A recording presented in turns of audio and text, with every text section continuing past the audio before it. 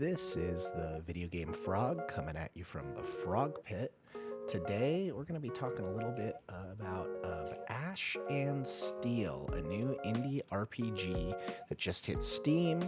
It gets a lot of inspiration from Gothic, from Risen, a little bit of Kingdom Come Deliverance mixed in there. So, what are my thoughts on this indie game? Performance, let's start with performance. The game performs not great. It should be performing a lot better. I didn't get any weird crashing or weird glitches or anything while playing it, so that's nice. The actual FPS, though, I mean, I was getting over 60 FPS. It was fluctuating from 60 to 90 at 4K with my rig. But it doesn't look great. The graphics are not good enough to justify that performance. I would be expecting to run, like 120 plus easily with how this game looks. So, and also fluctuating between like 60 to 90, you'll notice those drops when it's at like 80 something, and then it will suddenly drop down to 65. So it's not like a smooth frame paced 60 to 90 where you won't notice the fluctuations. You will definitely notice weird stutters and weird drops. This is basically just an Unreal Engine game striking again. Any of you that have played Unreal Engine games know that this engine seems to have problems unless you are Embark Studios and the Finals or Arc Raiders. You just can't seem to make Unreal Engine work well, apparently. I don't know what it is. I don't know if Timmy needs to go in there and fix something for people. I don't know. In terms of the game itself, so you are Tristan. You are a cartographer sent with an expedition to this strange land full of strange people that don't really like foreigners. The game itself is designed to be highly immersive and highly realistic to a fault. Okay, this is not your typical, it's in a medieval adventure, I get to run around, I follow the quest markers, I do the job, I get the gold, I get all the loot, easy peasy. This game is not quite like that. You don't get a map. You don't get map markers or waypoints or really any direction at all in telling you, okay, go here, go there. You've got to figure it out on your own. I don't necessarily dislike that. I think that is fun and interesting and gets you into the world. The problem is that there's a little bit of quality of life you don't realize you're missing, even in less handholdy games, that this game makes you super aware that was something you needed. So, for example, you'll talk to characters. So you'll get a character in the very intro that will tell you, hey, go find the physician. And you'll go, okay, I gotta go find the physician. So you'll go walk around the camp, and it's a small camp, so you can't really get lost in it. But you'll go up and you'll highlight someone, and it won't say physician, and you'll talk to them, and they'll tell you something else. And you have to go around the camp and talk to pretty much everyone you see to try to figure out which one of you is the physician. And when you find the physician, it won't even have his name highlighted as physician or any indicator that he's the physician until you talk to him and it's revealed that, oh, this is the physician you were supposed to be talking to. This is the guy you needed to find. And the instructions, the directions to find these NPCs or find the place to go are super vague. Very early on, a guy will tell you, hey, just head straight down the road and you'll get to the town. Don't go off the road. And then you'll go straight down the road and it's a trek to get to the town. It's not like this short jaunt down. You got to go through miles of wilderness on this road to get to town. And it's not a straight path. It's curvy. You do have to look at signposts to determine, am I going the right way? Is this towards where I need to go? Is this the right direction? So there are signposts that you need to read. It's not the best in guiding you. It's not the best in telling you what to do, where to go, how to do it. This wouldn't be so bad. Like, I don't mind no hand-holding in my games at all. I actually really like the friction it provides. But when NPC names don't even reflect, like, what you're supposed to be looking for, and the directions themselves are just vague or inaccurate. Like, go find this dude. Okay, where? Here? Okay, he doesn't even. I can't even tell who's who because the names don't match up with their role. Now, in terms of game design, though, this makes a lot of sense if you really stop and think about it. Tristan gets sent here on an expedition. And at the end of the tutorial, slight spoiler here, the expedition gets attacked. Everyone gets killed except for you. And you're basically a homeless dude in a strange land full of people that don't like foreigners at all. So you're in a hostile world. You don't know anyone. You don't know the culture. You don't know the rules of the land. You don't know where anything is in the land. And it's your job to kind of map it and figure it out and figure out how to get back home off this island, essentially. So in terms of like immersion, realism, what they're going for with this game, what they're trying to convey is that, yeah, you wouldn't know who a lot of these people are. You wouldn't know where to go. You wouldn't have any lay of the land sense of direction or sense of place or purpose at all. That's all there is to it. You just wouldn't if you were actually there as Tristan. That's cool. I want to take a second to say that that's cool. The whole idea of it is cool, but it doesn't really work super well in practice. It makes you feel like you're a hobo, but is it actually fun to be a hobo? So while you're walking around, you'll notice everything is wildly expensive. You need gold in order to buy items. You need gold in order to train skills. You need gold to bribe people and guards and stuff for quests. You need gold for everything, and it is very hard to come by. Selling items doesn't give you a lot of gold. Quests don't give you that much gold. And I'm unsure how to balance the needs of, like, I gotta get healing items, I gotta get new gear, I gotta get weapons and armor, and I also have to train up my skills so I can actually fight competently and survive in this brutal, harsh world. The gold economy seems really off. Now, again, in terms of realism, you're going to some strange land, you don't know what their gold economy is actually like, and you're starting from zero. So you're getting a sense of how hard it would be to actually start from zero in this world and be a peasant that owns nothing. That's interesting. It's an interesting idea.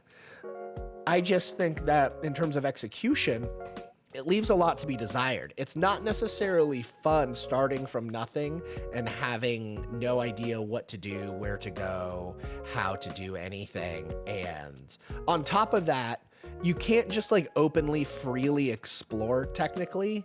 You can freely, openly explore. You can run around, go do whatever you want. You can go run off the path the minute you get out of the tutorial area.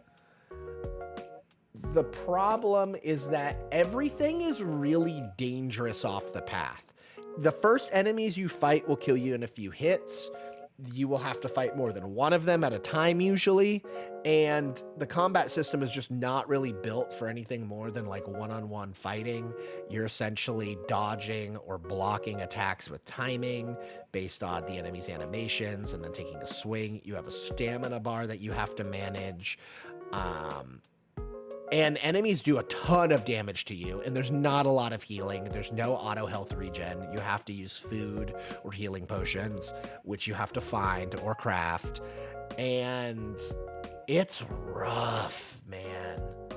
The combat's really rough. You just don't want to engage in it. The combat AI is weird. Early on, you get to an abandoned village on your way to the main city, and you meet this NPC, and there's like 3 rats, like big rat monsters there that are going to be in your way, and they can easily swarm you. They'll kill you in a couple hits. You don't do a lot of damage to them because you don't really have good weapons or good stats yet. So one tactic is to just aggro them and then run them right back to the NPC you meet for the quest, and the NPC will just one-shot them for you. But you won't get much. You'll get like 10 experience from it. You won't get the full experience from it. But to get the full experience from it, you have to fight things that you're not really equipped or capable of fighting yet without doing some kind of a non-immersive kiting strategy. So the immersion kind of gets ruined by the other aspects of the game, like the shitty brutal combat, where okay, now my immersion's broken because I'm either just going to be running away from enemies because they're too strong for me to fight or there's too many of them, or I'm going to try to kite them to guards and let them do it, but then I'm not getting XP, or I'm just going to be like stuck there until I can figure out how to cheese the animations and AI to kill these enemies. There's another quest a little bit after that where you meet someone that tells you that some goblins like attacked their camp and they left wheels for their cart there, and they're trying to get to the city. And can you go to the camp and get the wheels for me? Well, you go to the camp and there's 3 goblins and they all attack you at once and they sync their animations up. So they just start beating on you and stun locking you and making it impossible for you to actually do anything. So I think you're supposed to come back and do those quests later when you're stronger. I don't know. The game doesn't direct you very well, so I ended up skipping it and just heading to the next town, which ended up being miles and miles of journey, even still. Yeah, it's kind of at odds. It's directed to be a certain way, a certain level of immersion and experience, and making you feel like you're in this world. But the friction it takes you out of the immersion. The friction isn't adding to the immersion in this case. It's actually taking you out of the immersion that this game is going for. And speaking of immersion, art is a big part of that. So let's talk about the art. The models for the player character, the NPCs are just, they're not good. Some of them are okay. Most of them are bad. Their facial animations and facial rigging is just weird. They make like weird expressions. Their lips go over, like curl up too much above their teeth, showing their gums a lot of the time when they're talking. It's just not animated and rigged properly. Obviously, this is an indie studio, so they probably didn't have access to like really good motion capture and were just doing their best. So give them a little bit of leeway for that. At the same time, though, it's just not good. It's kind of ugly. It's ugly to watch people talk. You don't like watching people talk, and there's a lot of talking in this game. Pretty much the entire intro section of the game is you just talking to people and doing dialogue. I like dialogue heavy games for sure, but when I have to keep staring at someone's ugly mug that's not properly animated, it gets rough. Animations in general just aren't very good. People don't seem to be animated naturally, moving naturally or fluidly. Again, it's a smaller indie game. The budget's going to take a hit there because I'm sure they're not paying mocap. So that's a little bit of a nitpick on my part. The facial capture is just really bad. I mean, you can see from the thumbnail, right? Like that dude's face is always like that. His face is always like that. Every time he's talking to you, it just defaults to that little smug side smirk. I don't know why. I don't know what he has to be smug about. He dies in the first hour of the game. He's not even important. What's he so smug about?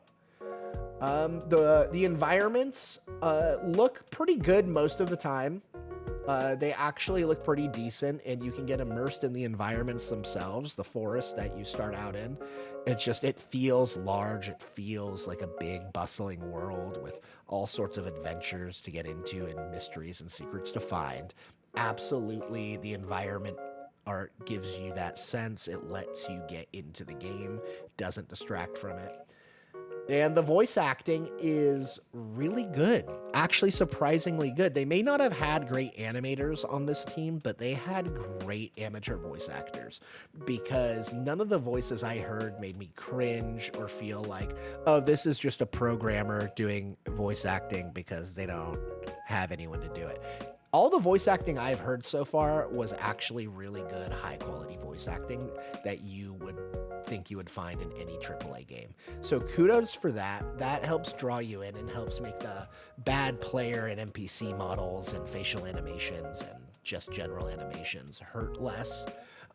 Overall, I would say that For immersion, the actual graphics do help you more than hinder you get into it, and the janky animations and facial expressions and stuff actually kind of give it more of a unique vibe than outright distract. Now, the narrative, the main reason a lot of people play RPGs, doesn't have a good story though, Frog. What's the story like? I don't know enough about the story yet. I'm not far enough in, and this game doesn't really respect your time. So the story hasn't really evolved past you're a hobo yet. Now, I've heard from other people that the story gets pretty good. It gets very interesting. It's pretty well written, and it's very compelling, and really helps make up for a lot of the jankiness and friction in the game. So that's what other people say. I haven't gotten there yet, but I will say that what I have gotten, I'm hooked on. I'm enjoying Tristan's adventure. I want to see where it goes. I'm willing to deal with a lot of the friction to see what happens next, provided it doesn't become too frustrating. I have heard this game is like 80-ish hours doing the story and doing side content, so it's beefy. There's a lot going on there. It just takes a long time to get there. The developers themselves have said that this isn't the kind of game that you can pick up and play for an hour, maybe 2 hours at nights after you put the kids to bed and really feel like you're making any progress in. This game requires long, dedicated play sessions to get anywhere in terms of gameplay, in terms of narrative. It is very slow burn. So if you want a slow burn RPG that you can just immerse yourself in and spend hours and hours and hours before completing, this is going to be a decent pick for you. The game is long. The game burns slow. And if that is your cup of tea and you don't mind jank, then I think this is a pretty cool game. It has a lot of soul. It has its own unique vibe. And honestly, for games, we can go over the game design. We can go over performance and art style and narrative flow and everything like that. And I can tell you the goods, the bads, and the uglies of all those things. But at the end of the day, soul matters so much to a game. And this game is oozing soul, you guys. It has its own unique vibe. It plays like it's a WRPG, but it doesn't play like most other WRPGs. If you're a fan of the Gothic series, you're a fan of the Risen series, you kind of understand what I'm talking about, is that jank comes with the territory because of how immersive this world becomes and how deep its systems go. So that is the trade-off you get. And for some people, that trade-off is more than worth it. If you were a fan of those RPG games, then you probably already picked this game up and are playing it and are loving it. If you haven't, then what you need to understand is that these games are ambitious. They're trying to give you a fully immersive experience in this world. And that comes with downsides. Just like to be fully immersed in real life, it comes with downsides. Is that fun for everyone? No. Is that fun for a certain type of gamer? Absolutely, it's fun. I think that the jank is part of the charm here. I think the game would be less charming if it wasn't so janky, but would absolutely be more accessible and would blow up. Like if this had a AAA budget and a AAA team in order to help with the production values of it and add some minor quality of life, this game would probably just blow up on everyone's radar. But because it's an indie game, it's not going to, and people are going to hold its jank against it. And while that's fair to a certain extent, I also think it's unfair because it's an indie team, guys.